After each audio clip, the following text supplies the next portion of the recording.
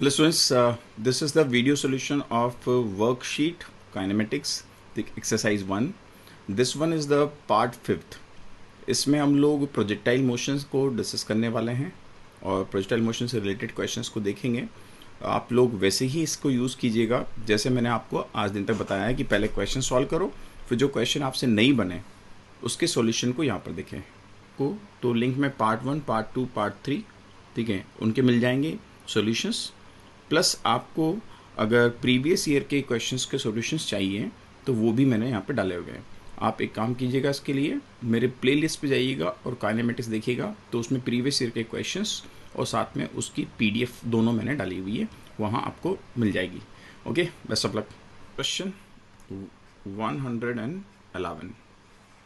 इस क्वेश्चन में क्या दिया हुआ बेटा कि एक कार पहले एक्सेलरेशन प्रोड्यूस करती है 2 मीटर पर सेकेंड स्क्वायर का, बाद में इसने रिटार्डेशन प्रोड्यूस किया, ठीक है, and the retardation is 4 metre per second square. और इस पूरे प्रोसेस में ये कार इनिशियल वेलोसिटी 0 से चलती है और फाइनल वेलोसिटी 0 में आ जाती है। यानी इनिशियल वेलोसिटी 0, फाइनल वेलोसिटी 0, शुरुआत में रेस्ट में थी, बाद में रेस्ट में आ जाती है, ठीक है। और आपको बताना है इस प्रोसेस में इसकी मैक्सिमम वेलोसिटी कितनी हो जाएगी, राइट। तो अगर यहाँ पर आप लॉजिकल माइंड अप्लाई करें तो आप क्या पाएंगे कि अगर ये car 2 metre per second square से एक्सेलरेट हो रही है और कोई वेलोसिटी गेन करती है टी टाइम में, ठीक है, तो और 4 मीटर पर सेकेंड स्क्वायर से डिसलरेट करती है, तो वेलोसिटी लूज करने में जो टाइम लगेगा दैट इज t/2। यानी ऐसा है कि आपने कार को चलाया और जितना एक्सेलरेशन दिया, ठीक है, उसके डबल रिटार्डेशन से आपने ब्रेक लगा दी है। तो एक्सेलरेशन अगर टी टाइम में दिया आपने तो रिटार्डेशन आपको t/2 टाइम देना पड़ेगा, ठीक है, डबल रिटार्डेशन, ताकि वो फिर से रेस्ट में आ सके, ठीक है। तो यहाँ से सीधा पता लग रहा है कि 3t/2 इज इक्वल 3, यानी t का वैल्यू यहाँ से बन रहा है 2 सेकेंड। इसका मतलब ये कार 2 सेकेंड तक एक्सेलरेट होती है, तो इसकी जो मैक्सिमम वेलोसिटी होगी, that maximum velocity would be equals to, ठीक है, 2 × 2 यानी 4 मीटर पर सेकेंड। तो इस क्वेश्चन का जो कॉन्सेप्ट है, अगर आप उसके बारे में बात करें तो गाड़ी रेस्ट से स्टार्ट होके रेस्ट में ही अपनी मोशन को फिनिश कर रही है। एक्सेलरेशन 2 है और रिटार्डेशन 4 है। तो कॉन्सेप्ट ये है बेटा कि जितने टाइम में वेलोसिटी गेन करेगी, क्योंकि रिटार्डेशन डबल है इसलिए उसके आधे टाइम में वेलोसिटी लूज कर देगी, राइट। तो टोटल टाइम कितना हो जाएगा 3t/2 and that would be equals to 3, इसलिए टाइम 2 सेकेंड आ गया, राइट। अब 1 सेकंड में उसकी वेलोसिटी 2 से बढ़ेगी तो ऑब्वियस बात है 2 सेकंड में 4 से बढ़ेगी, और ये आपका आंसर हो जाएगा। जब भी किसी आप पार्टिकल को प्रोजेक्ट करते हो तो पार्टिकल को प्रोजेक्ट करने में यानी प्रोजेक्टाइल मोशन में, ठीक है, आप देखते हैं कि ये है आपका वर्टिकल, ये है हॉरिजॉन्टल, और आपने किसी पार्टिकल को प्रोजेक्ट किया और ये पार्टिकल ऐसे गया, राइट। जब ये ऐसे गया तो आप क्या देख रहे हैं यहाँ पर, इस पूरे मोशन में अगर आपने इसको u स्पीड से थ्रो किया है मान लेते हैं और थीटा एंगल पे थ्रो किया है, राइट, तो इसका जो वेलोसिटी का x कंपोनेंट है यानी u cos थीटा है, ये हमेशा कांस्टेंट बना रहता है। क्यों कांस्टेंट बना रहता है? क्योंकि x डायरेक्शन में कोई acceleration due to gravity act नहीं करती है, जबकि y डायरेक्शन में बात करें तो u sin थीटा का वैल्यू ऊपर जाते वक्त कम होता चला जाता है और यहाँ मिनिमम हो जाता है, फिर नीचे बढ़ता जाता है और यहाँ पे वही बन जाता है। तो ये वाली क्वांटिटी कांस्टेंट होती है।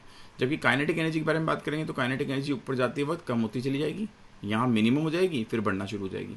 पोटेंशियल एनर्जी के बारे में बात करें तो ऊपर जाते वक्त पोटेंशियल एनर्जी बढ़ती जाएगी, फिर कम होना शुरू हो जाएगी बाद में। मोमेंटम के बारे में बात करें, क्योंकि वेलोसिटी बदल रही है तो मोमेंटम भी बदलता जाएगा।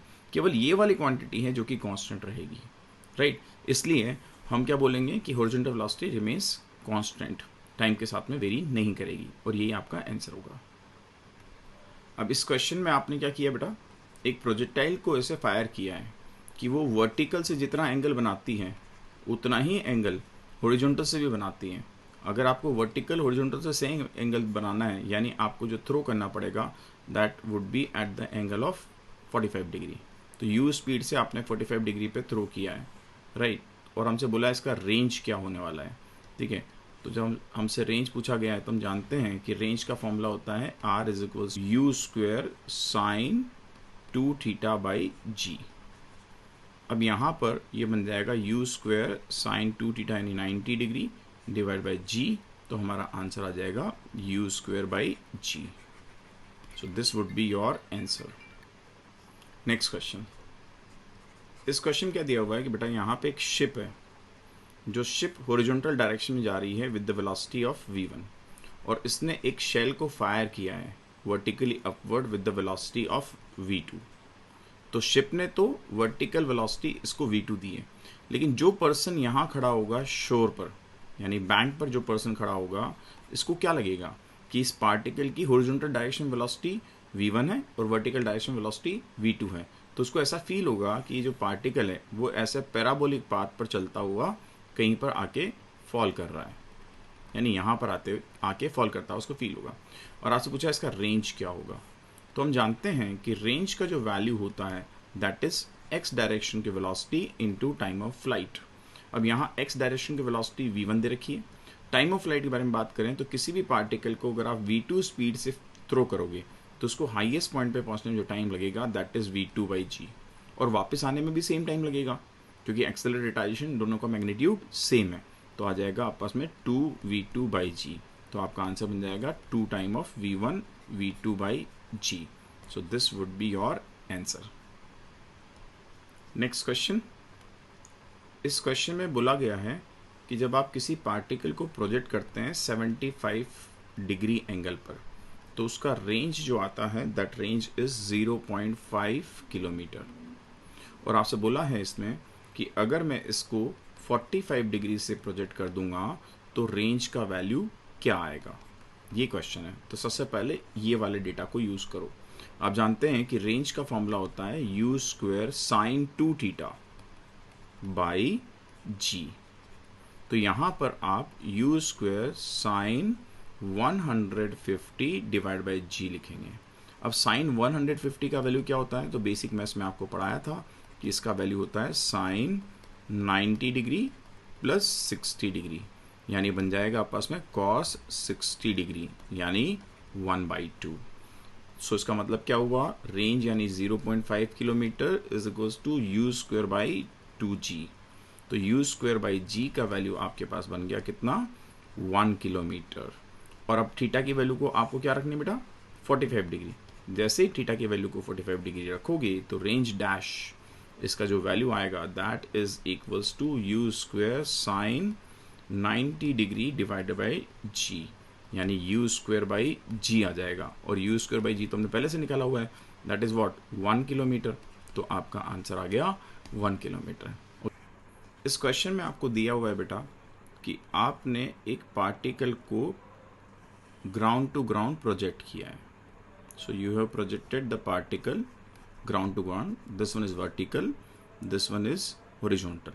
So horizontal, vertical, right? और ये पार्टिकल मान लेते हैं ऐसा जा रहा है, ठीक है। और आपने इसको प्रोजेक्ट किया किसी वेलोसिटी लेट्स सपोज u से, और आपको दिया हुआ है this angle is theta. After certain time its velocity u, initial velocity u, this velocity becomes perpendicular to the instantaneous velocity. So let's suppose यहाँ पर जाके ये परपेंडिकुलर बनती है इंस्टेंटेनियस वेलोसिटी के v, ठीक है। तो यहाँ वो टाइम बना जबकि आप देख रहे हैं कि इसकी इनिशियल वेलोसिटी और इसकी इंस्टेंटेनियस वेलोसिटी दोनों एक दूसरे के परपेंडिकुलर बन गई।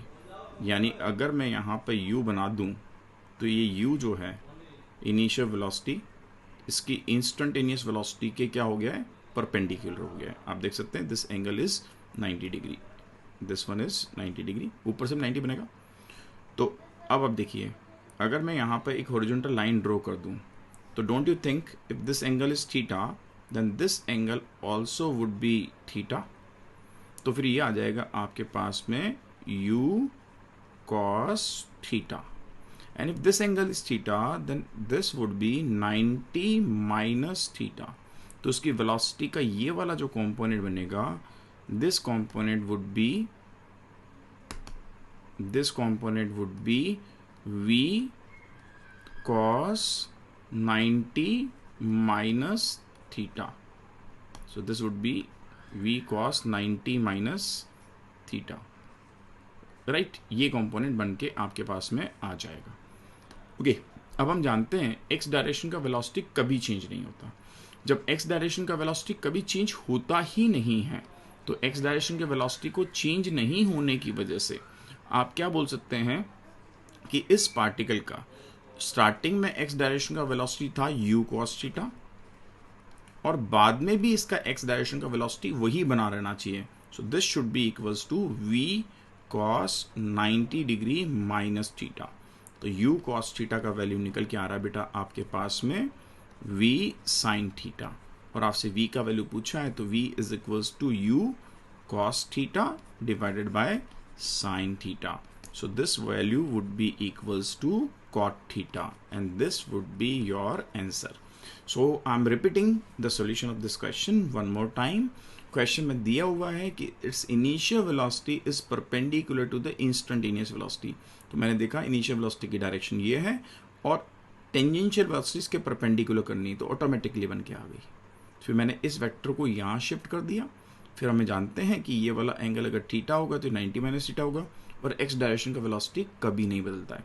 इस क्वेश्चन को करने का एक मेथड और है बेटा, कि हम जानते हैं ऐसा जब होता है जबकि टाइम का वैल्यू होता है u upon ji cosec theta.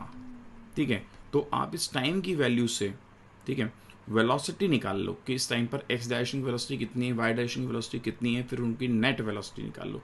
But that would be a lengthy method, इसलिए मैंने उस मेथड को यहाँ पर स्किप किया है। Are you getting this point? मैंने इस मेथड को क्यों स्किप किया? क्योंकि ये लेंदी है, तो उसका शॉर्ट मेथड आपके पास ये बनेगा। क्लियर? इस क्वेश्चन में बोला गया बेटा आपको कि आपने एक प्रोजेक्टाइल को फायर किया। Let's suppose you have fired the projectile like this,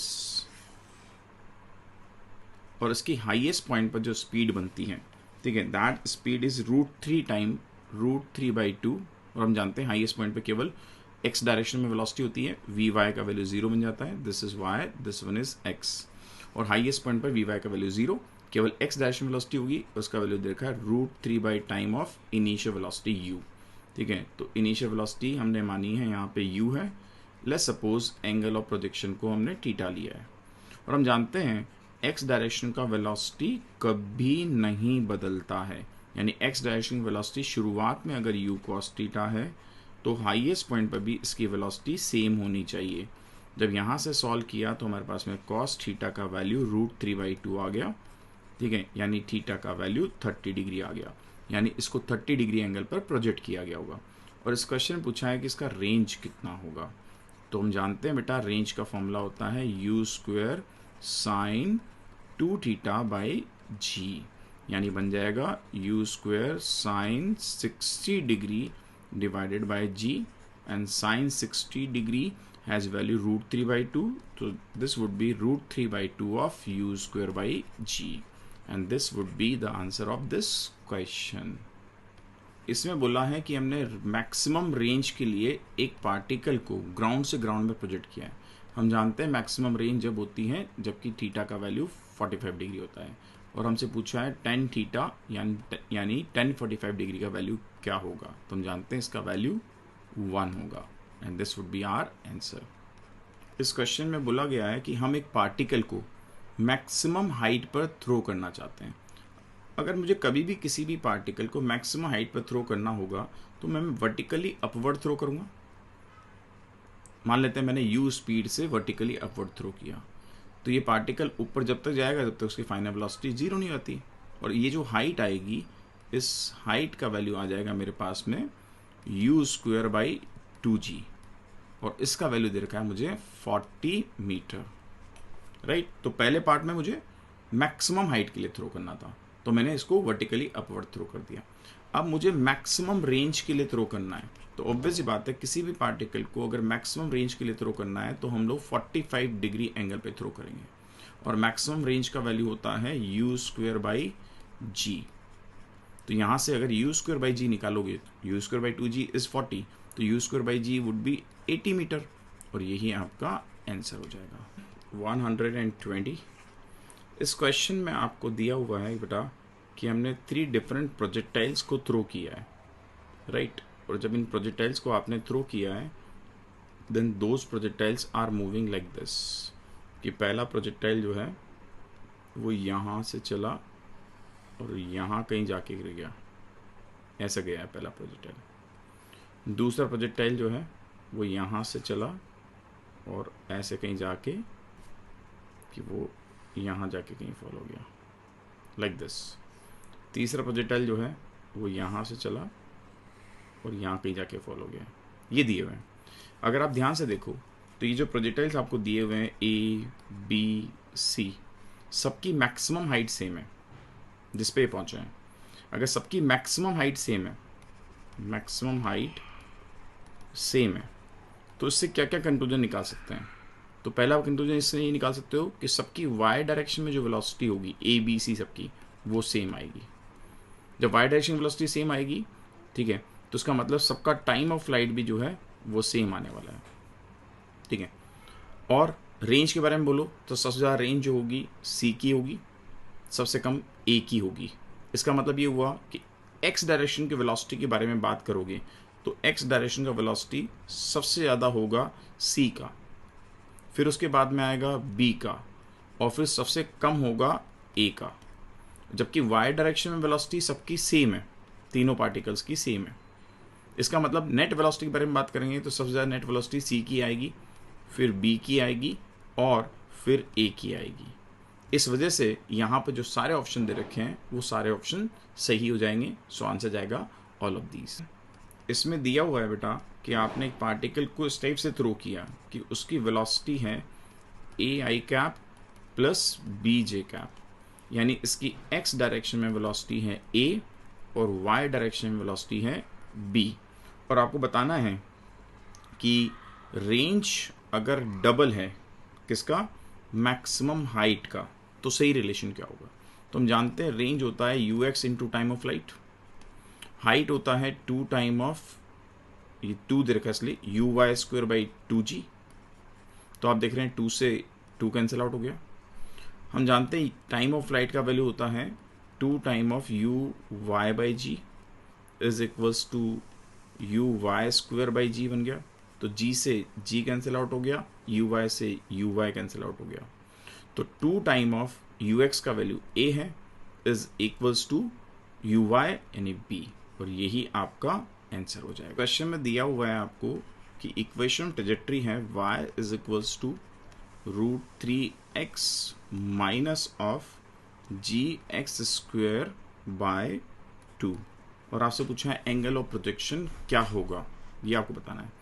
तो हम जानते हैं y इज इक्वल्स टू होता है x tan theta minus g x square upon 2u square cos square theta. ये इक्वेशन हम लोग जानते हैं। तो अगर इन दोनों को कंपेयर करोगे तो यहाँ लिखा हुआ है tan थीटा, यहाँ लिखा हुआ है √3, इसका मतलब tan theta should be equals to √3, और हम जानते हैं tan थीटा का वैल्यू √3 जब होता है जबकि थीटा का वैल्यू 60 डिग्री हो जाए, और यही हमारा आंसर बन जाएगा 123। इसमें बोला है कि जो प्रोजेक्टाइल है वो है 16x minus of x square by 4। ये इक्वेशन प्रोजेक्टिव दे रखी है आपको, और उससे रेंज पूछी है आपसे। तो हम चाहें तो उसको ऐसे लिख सकते हैं बेटा, y is equals to 16x को बाहर ले लेते हैं तो अंदर बन जाएगा 1 minus of x upon 16 into 4, ये बन जाएगा। और हम जानते हैं standard equation of equation trajectory जो होती है वो होती है x tan theta 1 minus x upon r। अब यहाँ देखो, यहाँ r लिखा हुआ है, यहाँ पर लिखा हुआ है x अपॉन 16 मल्टीप्लाई बाई 4, तो r should be equals to 16 multiply by 4, so your answer would be 64 metre.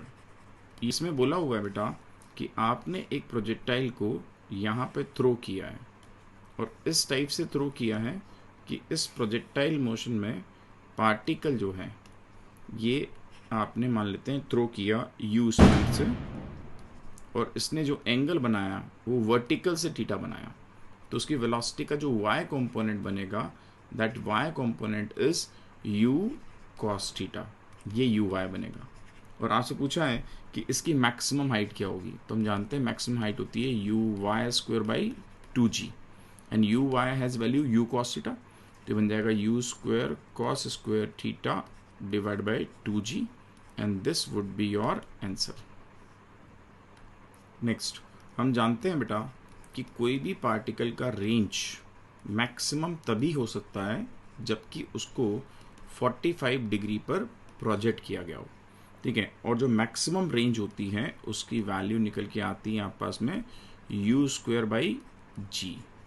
और अगर इसी पार्टिकल को आप 45 डिग्री पर थ्रो कर रहे हो, उस कंडीशन में जो मैक्सिमम हाइट निकल के आएगी that would B u square sine square 45 degree divide by 2g, यानी इसका वैल्यू निकल के आ जाएगा बेटा आप पास में u स्क्वायर साइन 45 की वैल्यू 1/√2 होती है, तो उसका स्क्वायर करेंगे तो 1/2 बन जाएगा, तो u square by 4g। Now u square by g is what R max, so h का वैल्यू आ जाएगा आर मैक्स डिवाइडेड बाय 4 और यही आपका आंसर बन जाएगा। इस क्वेश्चन में आपको क्या दिया हुआ है, आप इस चीज़ को समझिए। इस क्वेश्चन में आपको दिया हुआ है कि एक पार्टिकल को आपने थ्रो किया है, इस टाइप से थ्रो किया है कि उसका एंगल ऑफ प्रोजेक्शन है 60 डिग्री, तो उसकी जो मैक्सिमम हाइट आती है that maximum height for the first particle is y1। दूसरे पार्टिकल को आपने इस टाइप से थ्रो किया है कि दोनों पार्टिकल्स की रेंज सेम होती है। तो हम जानते हैं कि दो पार्टिकल की रेंज सेम है और दोनों को सेम स्पीड से थ्रो किया गया है, इसका मतलब ये एंगल जो है कॉम्प्लीमेंट्री एंगल होने चाहिए, यानी θ1 जो है वो 60 डिग्री है तो θ2 को 30 डिग्री होना पड़ेगा, तभी तो रेंज सेम बनेगी। So they are the complementary angles. तो जो हाइट 2 आएगी, हाइट 2 का वैल्यू आपको निकालना है, तो आपके पास में आ जाएगा u स्क्वायर साइन, ठीक है, square 30 degree divided by 2g। यहाँ y1 का वैल्यू था u square sine square 60 degree divided by 2g। अब इनका रेशियो निकालना है और इस हाइट को हमने y2 बोला हुआ है, तो अगर आप y2 बाई y1 कर दोगे तो y2 बाई y1 करते ही आप क्या पाओगे कि ये बन जाएगा u स्क्वायर बाई 2g, तो दोनों में कैंसिल आउट हो जाएगा, तो आपके पास बन जाएगा y2 का वैल्यू साइन 30 डिग्री, y1 का वैल्यू साइन 60 डिग्री, इस पूरे का होल स्क्वायर, यानी आपके पास में आ जाएगा इसका वैल्यू 1/2 अपॉन √3/2 का होल स्क्वायर, यानी इसका वैल्यू आ गया 1/3, यानी y2 का वैल्यू बन गया y1/3 and this would be your answer, right. Next question. इस क्वेश्चन में दिया हुआ है आपको कि आपने एक प्रोजेक्टाइल को इस टाइप से थ्रो किया है कि उसकी हॉरिजॉन्टल कंपोनेंट ऑफ वेलोसिटी, इसका वैल्यू दे रखा है आपको 9.8 metre per second and the vertical component of velocity का वैल्यू दे रखा है आपको 19.6 मीटर पर सेकेंड, और उसकी रेंज के बारे में पूछा है। तो हम जानते हैं कि रेंज होता है ux into time of flight, और हम जानते हैं टाइम ऑफ फ्लाइट हो जाएगा ux into 2 time of uy/g, यानी रेंज का वैल्यू आ जाएगा आप पास में ux यानी 9.8 into 2 multiply by 19.6 divide by g, और g का वैल्यू है 9.8, 9.8 से 9.8 कैंसिल आउट हो गया, तो रेंज का वैल्यू आप पास में अल्टीमेटली निकल के आ जाएगा 39.2 metre and this would be your answer. Next question. इस क्वेश्चन में आपने एक पार्टिकल को इस टाइप से थ्रो किया है कि ये आपका वर्टिकल हो गया बेटा, ये आपका हॉरिजॉन्टल हो गया, और आपने पार्टिकल को इस टाइप से थ्रो किया है कि इसका रेंज मैक्सिमम हो जाए। अगर रेंज मैक्सिमम हो रहा है यानी इसका वैल्यू, मैक्सिमम रेंज का वैल्यू आपको दिया हुआ है 400, ठीक है, तो हम जानते हैं मैक्सिमम रेंज अगर 400 हो रहा है, इसका मतलब इस पार्टिकल को आपने थ्रो किया होगा किसी स्पीड u से at the angle of 45 degree, और आप जानते हैं कि इस कंडीशन में जो हाइट होती है वो रेंज मैक्स का बाई 4 होती है, तो इसका वैल्यू बन जाएगा आप पास में 100 मीटर। और आपसे पूछा गया कि इस हाईएस्ट पॉइंट के कोऑर्डिनेट क्या होंगे, तो इसको 0,0 लिया हमने। अगर इसको 0,0 ले लेंगे तो आप देखिए ये बन जाएगा एक्स कोऑर्डिनेट रेंज का हाफ यानी 200 मीटर, तो ये बन गया आप पास में रेंज का हाफ यानी 200 मीटर, तो एक्स कोऑर्डिनेट आ गया 200 मीटर, और वाई कोऑर्डिनेट बन जाएगा आप पास में यहाँ पर 100 मीटर, तो 200 मीटर कोमा 100 मीटर, और यही आपका आंसर बन जाएगा। नेक्स्ट क्वेश्चन, इस क्वेश्चन में दिया हुआ है बेटा आपको कि एक पार्टिकल को आपने फायर किया है u स्पीड से थीटा एंगल पर, ठीक है। सो आपने क्या किया बेटा, एक पार्टिकल को फायर कर दिया u स्पीड से थीटा एंगल पर, तो ऑब्वियस बात है पार्टिकल एक पैराबोलिक पाथ पर चलेगा। जब पैराबोलिक पाथ पर चलेगा तो ये रही आपके पास में u स्पीड, ठीक है, एट द थीटा एंगल, तो उसकी वेलोसिटी का x कंपोनेंट बनेगा u cos थीटा और y कंपोनेंट बनेगा u sin थीटा। जब ये हाईएस्ट पॉइंट पर पहुंचेगा तो y डायरेक्शन की वेलोसिटी हो जाएगी 0 और x डायरेक्शन की वेलोसिटी कभी चेंज नहीं होती है। क्यों? क्योंकि x डायरेक्शन में कोई एक्सेलरेशन एक्ट करता ही नहीं है। और आपसे पूछा चेंज इन वेलोसिटी क्या होगी बिटवीन दिस पॉइंट जिसको मैं i बोल रहा हूँ एंड बिटवीन दिस पॉइंट जिसको मैं f बोल रहा हूँ। सो हम देख रहे हैं x में तो कोई चेंज है ही नहीं, जो भी चेंज है वो y में है, तो चेंज इन वेलोसिटी क्या होगी, ठीक है। तो चेंज इन वेलोसिटी क्या बन जाएगी आपके पास में यहाँ पर v final minus v initial, और जो भी चेंज हो रहा है वो तो y डायरेक्शन की वजह से हो रहा है, ठीक है। तो v final 0, v initial is u sine theta, ठीक है। तो आपस में आ जाएगा माइनस u साइन थीटा, ये होगा चेंज इन वेलोसिटी, और यहाँ पर आंसर में इसका मैग्नीट्यूड दिया हुआ है। सो this would be your answer. Next question बोला आपसे कि बताइए चेंज इन स्पीड क्या होगा। जब चेंज इन स्पीड निकालोगे तो स्पीड स्केलर क्वांटिटी है, तो आपको फाइनल स्पीड में से इनिशियल स्पीड को माइनस करना पड़ेगा, ठीक है। ध्यान रखिए ये स्केलर क्वांटिटी है, ठीक है। तो फाइनल में से इनिशियल को माइनस करेंगे तो final speed is u cos theta, initial speed is u, तो आपका आंसर आ जाएगा u cos theta minus u, क्योंकि ये स्केलर है, पुराना जो था वो वेक्टर है, ठीक है। तो यहाँ वेक्टर और स्केलर की वजह से ऐसा हो रहा है, right. So guys this was the part 5 of the video solution of exercise 1 kinematics, right. I hope आपको ये क्वेश्चंस जिनमें भी डाउट होगा वो क्लियर हो गए होंगे। Again the same thing, don't forget to like, comment, subscribe and share, ताकि ज़्यादा से ज़्यादा लोग इसका फ़ायदा उठा पाएँ।